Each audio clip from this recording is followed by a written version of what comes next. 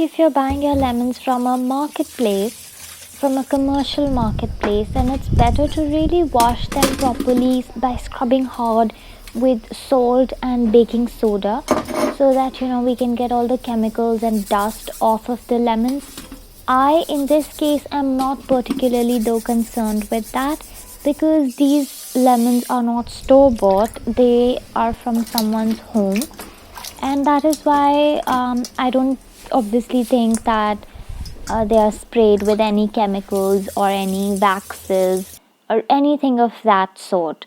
So they probably just need a basic rinse, and I'm using some amount of baking soda because of the virus scare these days.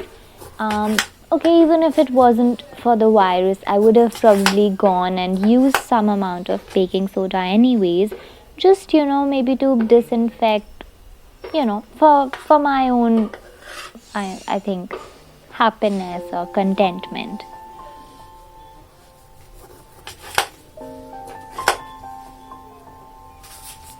First, I took the fruit knife, and that didn't seem to work so well.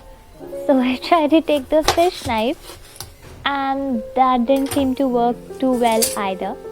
Then I thought to take the teeth wala knife, which I use for cutting tomatoes. And that worked the worst, and I realized that my fruit knife was the best choice. Just make sure to remove the pointy end where the stem was attached.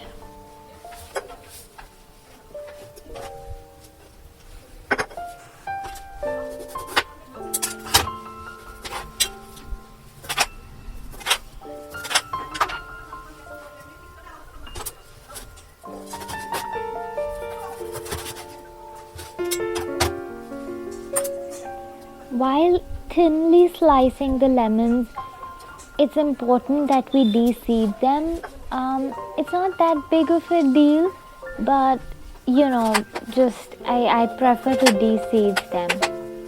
That's why you'll see that later on when I do see few seeds in the mixture, I'm pretty okay with it. It's not a big deal for me.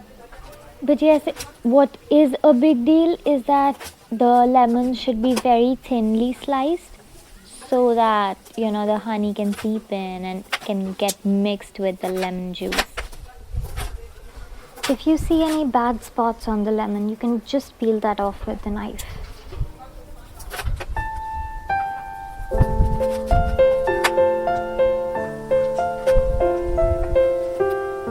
I'm really excited. Actually, I would have wanted to do this like in a vlog format, but kinda I thought maybe I should just film it.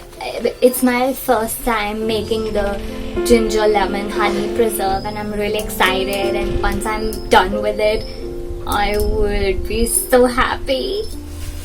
By the way, don't try to do this recipe with these, because these tend to be very bitter and their skin is far more thicker than the normal lemons. So no, don't do this.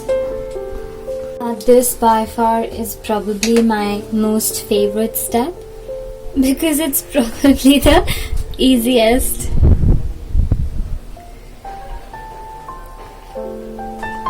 Oh, that looks great. Maybe I should add a bit more, because I plan to add ginger also. There you can see some seeds that I forgot to de-seed, or maybe they were just left behind. Now it's time to add sliced ginger. So I finally decide to grate it instead of chopping it.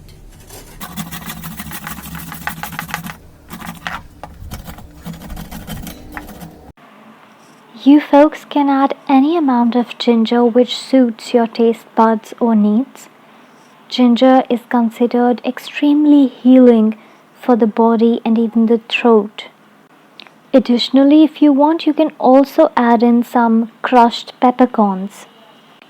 Honey, ginger and peppercorn together is great for the throat.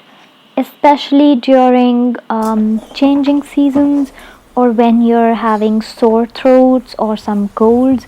If you mix this in with hot water, I'm sure it'll definitely soothe your throat infections and throat itches.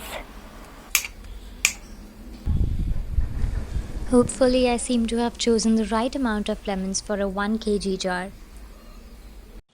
Now I'm using a ladle to squeeze out all the lemon juice and the ginger juice so that they can mix in well with the honey. Actually, I should have done this step before adding all of the honey. I should have done this step at the time where the honey was level with the lemons. But it's okay, this is my first time doing it, so I'm also learning. So, when you folks make the lemon ginger honey preserve, just make sure that you are squeezing out the lemon and ginger juice using the ladle during the initial stage of adding honey, where you've added less amount of honey, so that it's easier for you to squeeze out the lemons and they don't really float around the way my lemons are floating around in the honey.